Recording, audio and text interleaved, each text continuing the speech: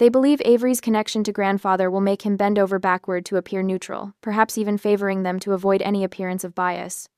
They don't understand that true impartiality was grandfather's most sacred principle, one he would have instilled in any protege worthy of his guidance. Very well. Avery nods. Opening statements then. Mr. Dale? Dale buttons his jacket as he approaches the bench. Your Honor, this case is straightforward. Judge Franklin Cole was a respected jurist and beloved community member. But in his final years, following the death of his wife June, he fell under the influence of his granddaughter, the defendant. He gestures toward me without looking my way. Miss Wright manipulated an elderly man suffering from declining faculties to divert a substantial estate away from his only living child, his daughter Celeste Wright, and her husband Gavin, who should rightfully inherit under normal circumstances. The words slice through the air, aimed at my character. I focus on my breathing, the way grandfather taught me during my first mock trial in high school. In, hold, out. The facts will speak. Amelia squeezes my wrist once before rising from her chair. Her voice, when she speaks, carries the soft lilt of Georgia, but the precision of 20 years arguing before the Supreme Court. Your Honor, the plaintiff's characterization ignores 3 decades of documented history. She moves forward, her stance relaxed but purposeful.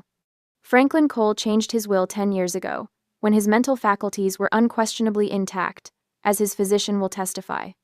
The plaintiffs, Celeste and Gavin Wright, abandoned their daughter, my client, when she was 4 months old, leaving her with Judge Cole and his wife June. She pauses, letting the words settle across the courtroom.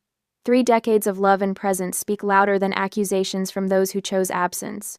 This case isn't about manipulation. It's about recognition of the true definition of family: those who stay. The word stay hangs in the air between us. I keep my eyes forward, refusing to be baited into looking at the parents who never stayed for a single childhood illness, school play, or graduation. The parents who now want what grandfather built, what he chose to leave to me. I think of the countless Sunday afternoons I spent with grandfather on the porch swing, watching neighborhood children play catch with their fathers, while I pretended not to notice the hollow ache in my chest. I think of grandmother June's gentle hands braiding my hair for school, teaching me to bake her lemon poppy seed cake, tending her hibiscus garden that exploded with crimson blooms each summer. They stayed. They chose me every day for 32 years. And now I would defend that choice, that love, against the blood ties that had proven thinner than water. The battle for my grandfather's legacy and my own had begun. The courtroom's heavy oak doors swing open as court reconvenes after lunch. Mother freshens her lipstick the same coral shade she wore in the single photo she sent on my 16th birthday, while father straightens his tie with manicured fingers that never once braided my hair or wiped away my tears. Amelia slides a manila folder toward me. They've submitted financial statements claiming your grandfather abandoned your mother financially. My fingers trace the folder's edge. He sent them money for 22 years. Exactly. $3,200 every month. Amelia's eyes gleam with the satisfaction of someone holding royal flush cards. $845,000 total. I have the canceled checks and bank statements. Richard Dale strides to the front like a game show host, confidence oozing from his pinstripe suit. Your Honor, we'd like to present evidence of Judge Cole's deteriorating mental state over the past decade. Judge Avery nods. Proceed. Dale gestures toward a stack of documents. We have testimony suggesting Judge Cole became increasingly confused about his finances and family relationships. I clench my jaw so tight my molars ache. Grandfather reviewed Supreme Court cases the week before he died. He debated constitutional law over Sunday roast, just days before his heart failed. Additionally, Dale continues, we believe Miss Wright exercised undue influence over her grandfather, isolating him from his daughter. Mother dabs at her eyes again with that monogrammed handkerchief. The Cole family crest, 3 oak leaves, representing strength, longevity, and wisdom, seems to mock her performance from its embroidered corner. Amelia rises, smooth as water. Your Honor, if I may, we've prepared documentation that tells quite a different story. She approaches with a leather binder. These are June Cole's journals, spanning 30 years. Each entry meticulously documents promised visits from the plaintiffs that never materialized. The courtroom rustles like autumn leaves as Amelia opens to a flagged page. December 18th, 1998. Celeste promised to visit for Christmas. Bought Mackenzie that red bicycle she wanted, in case her mother asks what she'd like. Wrapped Celeste's gift too. Fourth Christmas she's missed. Mother's face hardens into marble. And this, Amelia continues, extracting a thick folder, contains Judge Cole's phone logs. Highlighted calls show attempts to reach Mr. Wright regarding school events, medical emergencies, and graduations. None returned. She places a photo album on the evidence table. And finally, Your Honor, photographs documenting 32 years of milestones. Kindergarten graduation, middle school honor roll, high school valedictorian speech, law school commencement. Judge Avery leans forward. And the plaintiffs? Absent in every photograph, Your Honor. Father shifts in his seat, eyes fixed on his Italian leather shoes. Mother's fingernails painted the exact shade of her lipstick drum against the table. During the short recess that follows, I escape to the courthouse garden, where hibiscus flowers bloom in riotous red against the limestone walls. Grandmother June planted hibiscus everywhere in garden beds, patio containers, even a small pot on the kitchen windowsill. Life still blossoms even after someone leaves, she would say while watering them. Not a hint of bitterness in her voice, just the quiet wisdom of a woman who had watched her only daughter walk away from her own child. I touch the velvety petal of a nearby bloom, and suddenly I'm 7 again, standing on a kitchen chair helping grandmother measure ingredients for her famous lemon poppy seed bundt cake. Every Saturday morning, the same ritual: sifting flour, cracking eggs, the citrus zing of lemon zest under my fingernails. Baking is about precision and patience, she would say, her silver-streaked hair falling across her forehead as she demonstrated how to fold, not stir, the batter. Just like life, Mackenzie. When court resumes, something shifts inside me. This isn't about defending my inheritance. It's about protecting their memory, the people who stayed, who chose me every day while my parents chose absence. You okay? Amelia whispers, noting my straightened posture. Yes, I'm ready. You remind me of your grandfather on the bench right now. The afternoon brings a parade of witnesses who knew us, knew the truth. Doris Taylor, the court clerk who worked with grandfather for 3 decades, describes his sharp mind and unwavering ethics. Dr. Reynolds testifies to grandfather's excellent cognitive function until his final days. Then Martha Wilson takes the stand, our housekeeper of 25 years. Her silver hair is pulled into the same neat bun she wore when bandaging my skinned knees and teaching me how to iron grandfather's shirts. Every Sunday, Martha says, her voice steady despite Dale's aggressive questioning. Without fail, Miss Mackenzie prepared Sunday dinner with Judge Cole. Even after she moved to her own apartment, even during law school exams, she'd cook his favorite pot roast, set the table with Mrs. Cole's good china. And after June Cole died? Amelia asks gently. Martha's eyes find mine. Miss Mackenzie never missed a Sunday, not one in 10 years. She'd bring fresh flowers for the table hibiscus when they were in season, because those were her grandmother's favorite. I blink rapidly, fighting tears. In the gallery behind me sit colleagues from the prosecutor's office, filling 3 rows. People who've watched me build cases against financial fraudsters and white-collar criminals now witness me defending the most personal case of my life. Dale rises for cross-examination. Martha, isn't it true that Mackenzie Wright controlled who had access to Judge Cole in his final years? No, sir, that isn't true, Martha replies without hesitation. Judge Cole made his own decisions until the day he passed. Miss Mackenzie respected his wishes, that's all. A flash of frustration crosses Dale's face. Motion to strike the witness's personal opinions from the record. Denied, Judge Avery says, almost too quickly. The witness is describing observed behaviors, not opinions. Dale shifts tactics. Your Honor, we move to dismiss Judge Cole's personal journals as hearsay evidence. Judge Avery removes his glasses, polishing them deliberately with a handkerchief. Motion denied. The journals constitute contemporaneous documentation and will remain admissible. Mother's face tightens. Father leans to whisper something in her ear, his eyes darting toward the exit. The first hints of victory flutter in my chest when Judge Avery admits into evidence grandfather's final handwritten letter, the one he wrote a week before his heart attack, the one where he explained why he changed his will a decade ago. The decision wasn't made in haste or confusion, he wrote. It was made with clarity after watching for 20 years, which family member demonstrated the meaning of the word. Mother's hands tremble slightly as she accepts a glass of water from Dale. For the first time since the proceedings began, I allow myself to believe that truth might actually prevail against the determined fiction my parents have constructed. And somewhere between the stack of financial records and the decades of documented absence, I find something unexpected. The strength that comes from knowing exactly who I am and where I belong. Not because of whose blood runs through my veins, but because of whose values run through my heart. The Charleston Post and Courier lands on my doorstep with a thud that echoes through the empty hallway. I don't need to unfold it to know what's there. My mother's face, carefully composed in tragic beauty, stares from below the fold. Family estate battle divides Charleston legacy, screams the headline. I force myself to read the article. Celeste describes being systematically alienated from her father's affection. She weeps about the calculated effort to turn Franklin Cole against his only daughter, not one word acknowledging the 4-month-old baby she abandoned on her parents' doorstep. The phone rings before I finish. Mackenzie Wright? The voice is unfamiliar, gruff. Speaking. You should be ashamed. Stealing from your own mother. The line goes dead. 3 more calls follow, all strangers, all convinced by Celeste's theater of tears. By noon, my office voicemail fills with messages questioning my integrity. The prosecuting attorney who manipulated her elderly grandfather. The ungrateful daughter denying her parents their rightful inheritance. Their words burrow under my skin like splinters.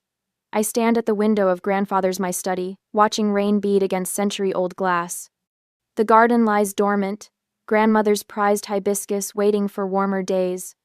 My reflection stares back, shoulders slightly hunched, a posture Grandmother June would have corrected with a gentle touch.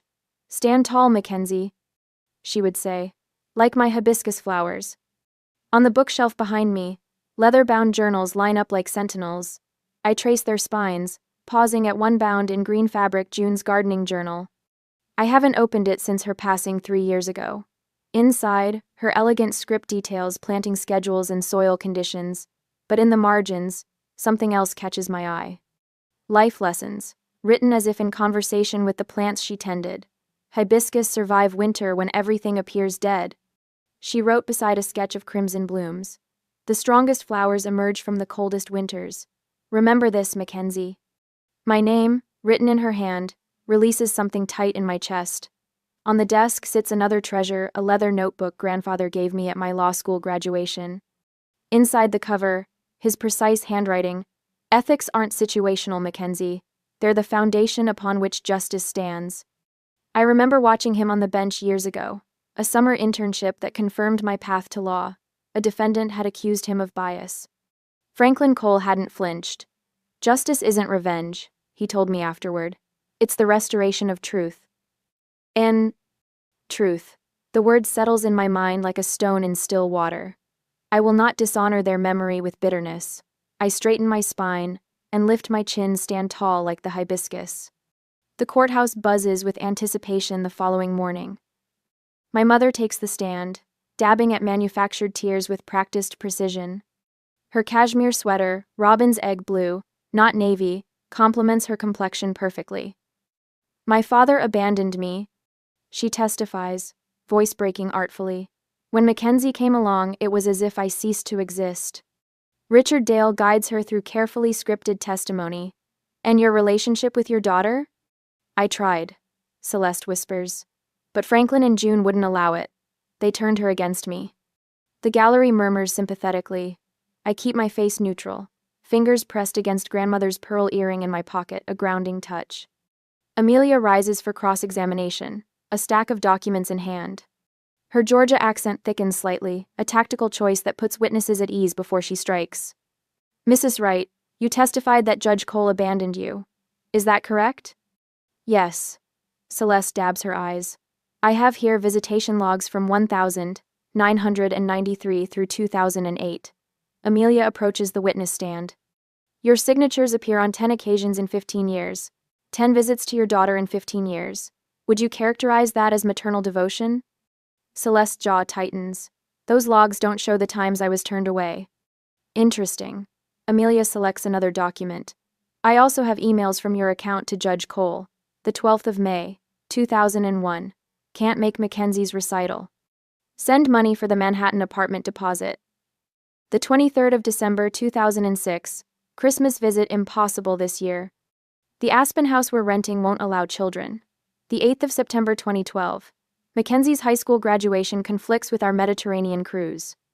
Each date hammers against the courtroom silence. Behind me, someone gasps. And this handwritten note from Judge Cole. Amelia displays the document on the screen. Franklin's precise script reads, "Broken promises, again." Mackenzie waited by the window until midnight. How do I explain this time? The tears on my mother's cheeks are real now, anger, not sorrow. The courtroom shifts subtly, like an ocean current changing direction. Martha Pullman takes the stand next, grandmother's housekeeper for 30 years, a fixture of Sunday dinners throughout my childhood. Her gray hair sits in a neat bun, hands folded primly in her lap. After Mrs. Cole passed, Mackenzie never missed a Sunday, Martha testifies. Even during law school finals, she'd drive from Duke on Saturday night, help the judge with his medications, attend church with him Sunday morning, and prepare dinner before driving back. And the plaintiffs? Amelia asks. Mrs. Wright called twice a year, maybe. Always about money. Mr. Wright, Martha sniffs. Never heard his voice in that house. Neighbors follow the Petersons, who watched me shovel Franklin's walkway after every snowfall. Dr. Williams, who taught me to drive in the church parking lot when my parents forgot my 16th birthday. Professor Harmon, who supervised my law school thesis while I cared for my grandfather after his hip surgery. Judge Avery's pen moves steadily across his legal pad. He looks up when my mentor from Duke Law takes the stand. Mackenzie worked through weekends to maintain her class standing while visiting her grandfather every Sunday. Professor Montgomery testifies. When other students took spring break trips, she drove to Charleston to help Judge Cole with his taxes. Did she ever discuss inheritance expectations with you? Amelia asks. Never. Not once. Franklin's financial advisor confirms I never inquired about the estate. Never requested funds beyond my college tuition. The narrative shifts with each testimony, the courtroom sympathy flowing away from Celeste's performance toward the documented reality of 3 decades. During afternoon recess, Amelia touches my shoulder. Gavin's cross-examination next. Ready? I nod, watching my father across the courtroom. He straightens his tie repeatedly, avoiding eye contact with Mother, whose earlier composure has crumbled into barely contained fury. When proceedings resume, Gavin Wright takes the stand. His expensive suit and carefully styled hair project success, but his fingers drum nervously against his thigh. Amelia approaches slowly. Mr. Wright, did you attend your daughter's graduation? Silence stretches across the courtroom. He clears his throat. Which one? The gallery stirs. Someone coughs to cover a laugh. Any of them, Amelia replies evenly. High school? College? Law school? I was traveling for business. The standard excuse of my childhood. Where did Mackenzie attend law school, Mr. Wright? His eyes dart to Celeste, who stares stonily ahead. I believe it was University of South Carolina? It was Duke University Law School. She graduated summa cum laude. Amelia pauses. Have you ever visited your daughter's home? The home you're currently suing her for? Not recently. Have you ever visited it? Another painful silence. No. The courtroom murmurs grow louder. Judge Avery taps his gavel once, a gentle warning. My father's disconnection from my life becomes starkly evident with each question. He doesn't know my address. Can't name my closest friends. Doesn't recall a single birthday gift he might have sent. Across the room, my mother's facade cracks further. Her knuckles whiten around her purse strap. The performance is failing, the audience turning against her. I sit straight-backed, Grandmother June's voice in my ear, stand tall like the hibiscus. The strongest flowers emerge from the coldest winters. As the day draws to a close, Richard Dale rises with unexpected energy. Your Honor, we call Dr. James Morrison to the stand. An unfamiliar man walks forward, mid-60s, silver-haired, with wire-rimmed glasses. My stomach tightens. Who is that? I whisper to Amelia. Not in our witness disclosures, she murmurs back, flipping through documents. Dale introduces him as Franklin Cole's former physician, claiming he has critical testimony about grandfather's mental state during his final years. Judge Avery frowns. This witness wasn't on your list, counselor. Recent discovery, Your Honor. Critical to establishing Judge Cole's vulnerability to undue influence. Amelia objects immediately, but Judge Avery allows limited testimony in the interest of complete examination. As the man settles into the witness chair, I notice something familiar, a nervous habit of adjusting his glasses with his middle finger rather than his index finger. The same odd gesture I'd seen years ago, at a medical conference where grandfather spoke. "Don't worry," Amelia whispers as Dale approaches his surprise witness. "Trust the preparation." I nod, watching Dr. Morrison's hands. He adjusts his glasses again, middle finger pushing at the bridge. A memory surfaces.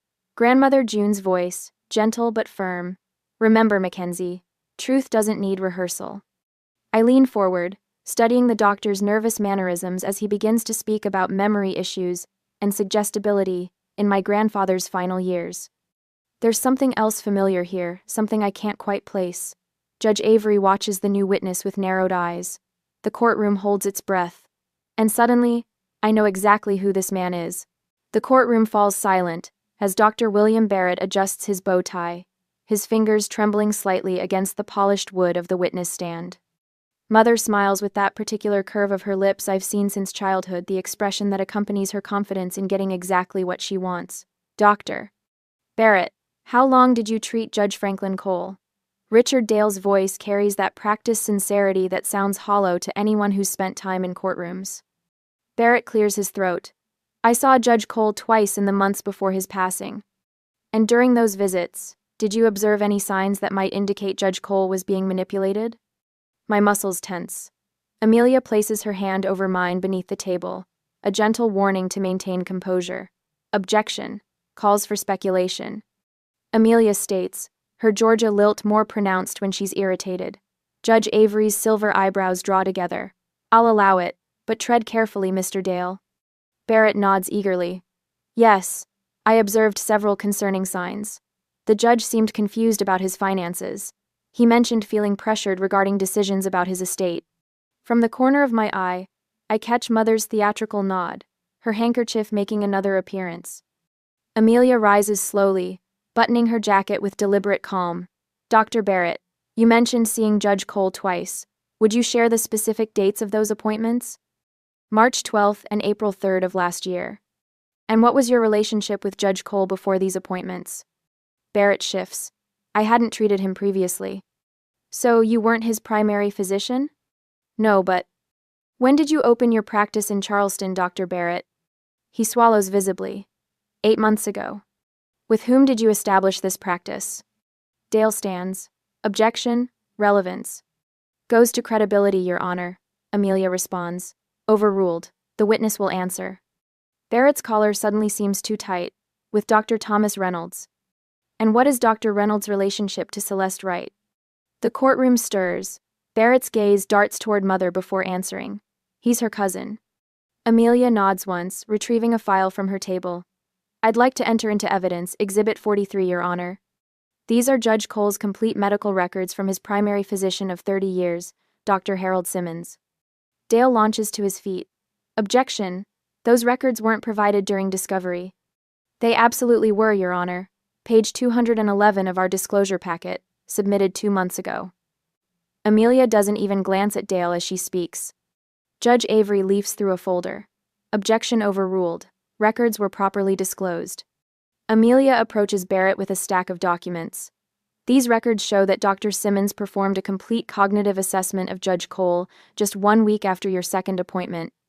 Would you please read his conclusion on page 4, paragraph 2? Barrett's voice wavers. "Cognitive function remains sharp and consistent with previous evaluations. Patient demonstrates excellent recall of recent and distant events. No evidence of confusion or impairment in decision-making capacity." "Thank you, Dr. Barrett." Amelia places another document before him. "Now, could you please explain this prescription you wrote for Judge Cole during your second visit?" Barrett pales. "It's for a mild sedative." "Was this medication requested by Judge Cole?" "Not exactly." "Who suggested this medication, Dr. Barrett?" His eyes flick toward Mother again. Mrs. Wright expressed concern about her father's anxiety. Yet Dr. Simmons' notes indicate Judge Cole reported no anxiety symptoms at his appointment the following week. Interesting. Amelia turns toward the bench. No further questions for this witness. Dale rises for redirect. But Barrett's testimony has unraveled beyond repair. Each question only deepens the hole. Mother scribbles furious notes, passing them to Dale, who barely glances at them before sighing. Father leans toward Mother, whispering something that makes her face flush crimson. They've started to fracture, each blaming the other for the collapsing case. The defense calls Mackenzie right, Amelia announces. Taking the stand feels surreal, as if I'm floating outside my body. I adjust the collar of my blouse, grateful for the extra starch Martha insisted on this morning. That judge needs to see you're solid as bedrock, she'd said while pressing it. After I'm sworn in, Amelia approaches. Miss Wright, there have been insinuations that you manipulated your grandfather for financial gain. If that were true, wouldn't there have been easier ways to secure his money than spending every Sunday for 30 years at his dinner table? Yes. My voice comes out steadier than expected. I'm a prosecutor with a comfortable salary. If I'd wanted his money, I wouldn't have spent 3 decades of Sundays listening to his stories about cases from 1972. A few quiet chuckles ripple through the courtroom. Did that Sunday dinner tradition change after your grandmother passed away? I swallow around the sudden thickness in my throat, only in one way. I started bringing the lemon poppy seed cake instead of her making it. Everything else stayed the same: 6 o'clock sharp, classical music on the radio, and grandfather's stories. And why did you maintain this tradition? The answer is simple. I stayed because I loved him. Dale stands for cross-examination, his confidence visibly diminished since the morning. Miss Wright, isn't it true that you influenced your grandfather's decision to change his will after your grandmother's death? No. His will was changed 10 years ago, when grandmother was still alive. They made the decision together. But you discussed the will with him? He discussed it with me. He was a judge for 40 years, Mr. Dale. No one influenced Franklin Cole to do anything he didn't believe was right. Dale tries another angle. You were aware of the contents of the will? Yes. Grandfather believed in transparency. He showed me the will and explained that he and grandmother had decided to leave their estate to me rather than to parents who had chosen not to be part of my life. From the gallery, I hear several people murmuring in agreement. Judge Avery makes no move to silence them. My boss, District Attorney Robert Langston, takes the stand next, his imposing frame making the witness chair look too small. I've supervised Mackenzie Wright for 6 years, he states without prompting. She's prosecuted financial crimes worth millions. If there were a prosecutor in my office I'd trust with my own estate, it would be her. Her integrity is beyond reproach. Judge Avery nods, then speaks directly from the bench. I've known Franklin Cole for nearly 30 years. He mentored me when I joined the judiciary. In all that time, I never once saw him make a decision that wasn't thoroughly considered and ethically sound.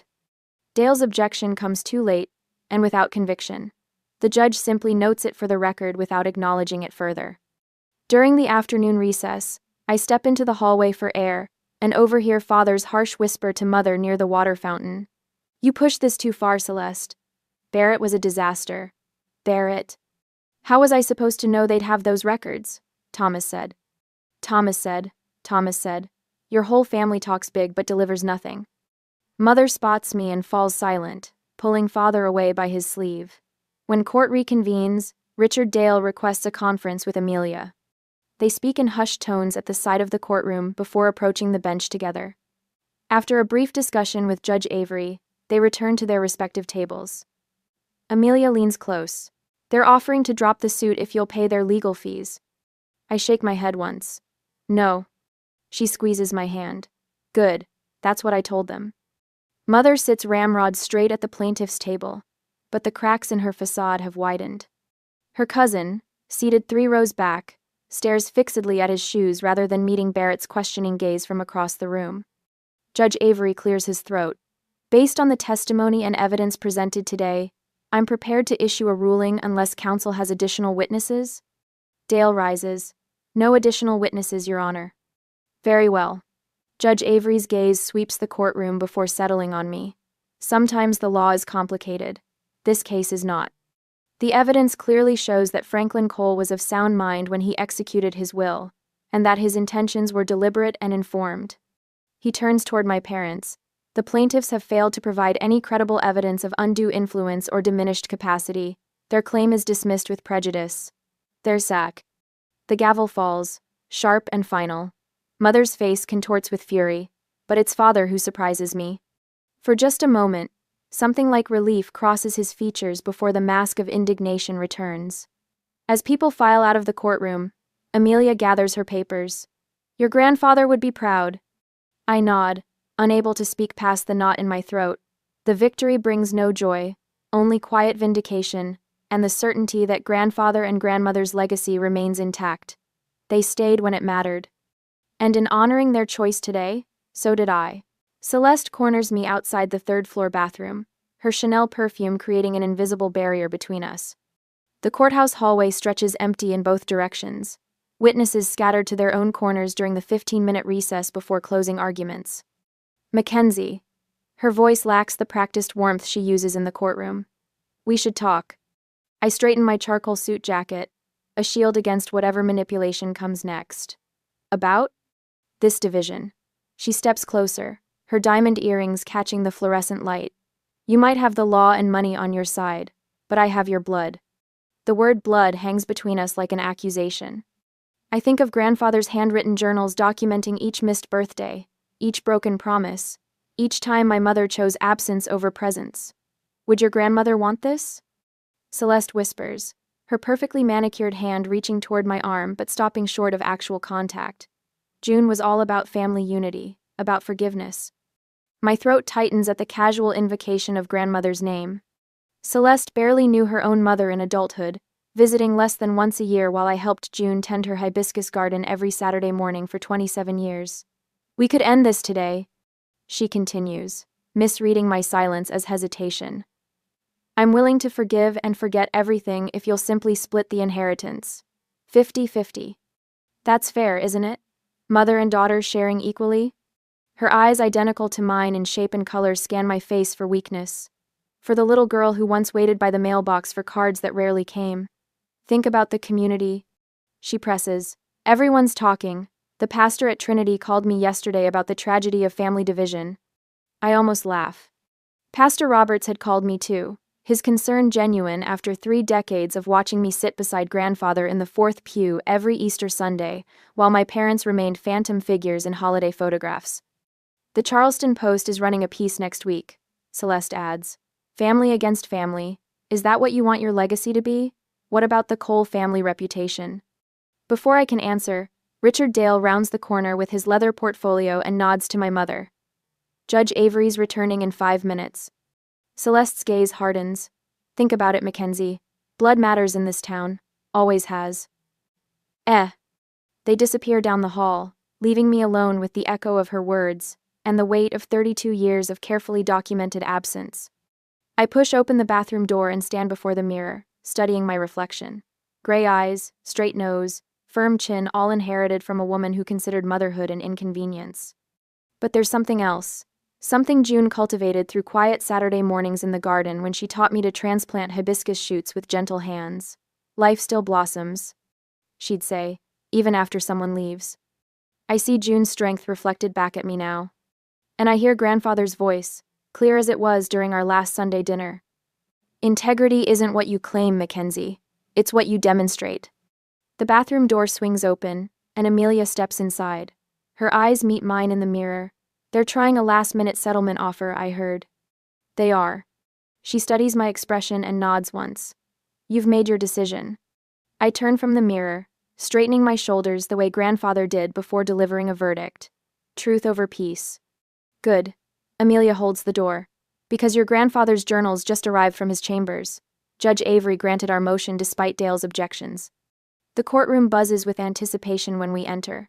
The gallery has swelled with Charleston's old guard, come to witness the final act of our family drama. I glimpse familiar faces, neighbors who watched me grow up. Law colleagues. Even Pastor Roberts sitting in the back row with his well-worn Bible. Celeste and Gavin whisper urgently to Dale, as Judge Avery takes his seat. My father's expensive tie is slightly askew, his first visible sign of discomfort since the trial began. Closing arguments, Avery announces, nodding toward Dale. Richard Dale buttons his suit jacket as he approaches the bench. Your Honor, this case ultimately transcends legal technicalities. It's about blood, about family. About a mother seeking to restore her rightful place in her daughter's life through the inheritance that should flow naturally from father to daughter. He gestures toward the gallery. The community understands this. Charleston traditions honor family unity above all. We've heard from respected community members, Pastor Roberts, family friends, even Mackenzie's childhood neighbors, all urging reconciliation. Dale's voice rises passionately. Celeste Wright may have made mistakes as a young mother, but what parent hasn't? Should those mistakes cost her everything? Should a mere legal document override the sanctity of blood relations? Judge Avery's expression remains impassive as Dale concludes with an appeal to tradition and blood over cold legal documents. When Amelia rises, she carries only a single sheet of paper. Your Honor, this case has never been about blood. It's about choice, about who stays. She unfolds the paper carefully. This letter was found in Judge Franklin Cole's desk, dated 2 weeks before his death. With the court's permission, I'd like to read it. Avery nods, and Amelia begins reading in her measured Georgia accent. Mackenzie, you inherit not because of blood, but because you stayed. When Sunday dinners became difficult for me after June passed, you never missed one. When law school demanded your weekends, you studied at my kitchen table. When Celeste and Gavin asked for money, which the bank records show exceeded $845,000 over 22 years, they never once asked about you. End quote. The courtroom falls silent as she continues. A parent isn't defined by biology but by presence. I choose you as my heir because you chose me as your family. Every Sunday, every holiday, every ordinary day when showing up mattered. She places the letter on the exhibit table and turns to face the judge. Evidence, Your Honor, not emotion, should govern this court's decision. The evidence shows decades of financial support to the plaintiffs alongside their consistent absence. It shows Franklin Cole's mental acuity until his final days, confirmed by medical records. And it shows a lifetime of Sundays when Mackenzie Wright chose to stay, while her parents chose to leave. Amelia looks directly at Celeste and Gavin. What kind of parents sue their own child after abandoning her? What kind of mother invokes family unity after 3 decades of documented absence? The question before this court isn't about blood. It's about the true definition of family. I feel tears press against my eyelids as Amelia returns to her seat. Beside me, she places a tissue in my hand without looking. I squeeze it tight but don't use it. Not yet. Judge Avery removes his glasses, polishing them slowly with a handkerchief. The courtroom remains hushed, holding its collective breath. Having reviewed all evidence and testimony presented in this case, he begins. I find the will of the Honorable Franklin Cole to be valid and executed with sound mind and full legal capacity. He replaces his glasses, looking directly at Celeste and Gavin. The plaintiff's claim is dismissed with prejudice. Furthermore, the plaintiffs shall pay the defendants reasonable attorney fees, as permitted under state law, for frivolous lawsuits, without substantial justification. The gavel strikes with finality, echoing across the courtroom. This court is adjourned. Only then do I allow the tears to fall, not for the inheritance secured or the lawsuit defeated, but for the validation of a truth I've always known. Family isn't determined by blood running through veins, but by feet that walk toward you when others walk away. Celeste and Gavin rise quickly, avoiding my gaze as they follow Dale through the side door. No final words, no acknowledgement, just departure, the one consistent action they've shown throughout my life. Amelia squeezes my shoulder once. Justice served, she whispers. Your grandfather would be proud. Ka. I nod, unable to speak past the knot in my throat. The courtroom empties slowly, murmurs fading, like receding tides. I remain seated, watching sunlight filter through tall windows onto the empty plaintiff's table. The inheritance matters less than what it represents. Recognition that family is defined by who stays when leaving is easier. And for 32 years, through scraped knees and law school graduations, through grandmother's funeral and quiet Sunday dinners, my grandparents stayed. I gather my portfolio with steady hands. Tomorrow I'll visit their graves with fresh hibiscus cuttings from the garden they taught me to tend. Tonight, I'll bake grandmother's lemon poppy seed cake and eat it alone at their kitchen table. Some would call it victory. I call it vindication. And somewhere I know grandfather and grandmother are calling it justice. The nameplate on my office door still catches me off guard sometimes. The Honorable Mackenzie Wright gleams in polished brass against dark mahogany. One year, as South Carolina's youngest state judge, hasn't dulled the quiet pride that rises in my chest each morning. I smooth my charcoal skirt as I settle behind the bench, studying the faces before me. Another inheritance dispute. Another daughter claiming her mother favored a grandchild unfairly. Another echo of my own story played out with different characters. Mrs. Reynolds claims her mother was manipulated into changing her will. The plaintiff's attorney states, his voice carrying the same entitled certainty Richard Dale once used. The defendant, her daughter Beth, took advantage. Objection, Your Honor. Beth's attorney rises. Prejudicial characterization. Sustained. My voice carries Franklin's measured cadence. Counsel, restrict yourself to facts, not conclusions. Later, I watch the Reynolds women avoid eye contact across the courtroom, the same cold gulf I once faced with Celeste, the daughter who left, versus the granddaughter who stayed. When court adjourns, I retreat to my chambers where Franklin's legal volumes line one wall. I run my fingers across their worn spines, touchstones of continuity. His penciled notes still mark important passages, little breadcrumbs of wisdom left behind. My phone buzzes with Martha's weekly text. Hibiscus blooming like crazy. Bring home cuttings? Martha refused to retire after Franklin passed. This house needs people who remember, she'd insisted, continuing to dust the photographs that chronicle a life without Celeste and Gavin. The lemon poppy seed bundt cake waits on my counter every Saturday, Martha following June's recipe with religious precision. Some traditions shouldn't end, even when the people who started them are gone. I no longer waste energy wondering if Celeste will call on my birthday. The space once reserved for parental approval has been filled with something sturdier. A chosen family of courthouse colleagues, law school friends, and neighbors who gather around my table each Sunday, continuing Franklin's dinner tradition. Judge Wright? My clerk appears at the door. Your 4 o'clock custody hearing is ready. The Anderson case. My heart tightens. 5-year-old boy caught between warring parents, his father showing up only when convenient. I straighten Franklin's fountain pen on my blotter before rising. In the courtroom, I study the child's drawings submitted as evidence. Stick figures labeled Mommy and Grandma stand beside a house. No father appears. Mr. Anderson. I address the father directly. Children don't remember what we say. They remember who showed up. The words spread across the courtroom like ripples in still water. The father's eyes widen in recognition. Perhaps something will change for this child. That evening, I drive to Magnolia Cemetery as sunset gilds the weathered tombstones. I kneel between two graves, placing fresh hibiscus blossoms vibrant crimson against pale marble. I kept my promise. I whisper to June's headstone, laying a slice of lemon cake wrapped in wax paper. I protected what you built. Wind rustles through the live oaks overhead. Here, kneeling between the people who chose me every day for 32 years, gratitude finally outweighs grief. The Reynolds case ended today. I tell Franklin's grave. The granddaughter inherited. Truth prevailed. A cardinal lands on a nearby branch, brilliant red against darkening sky. I remember June pointing them out. When they visit, someone you love is checking on you.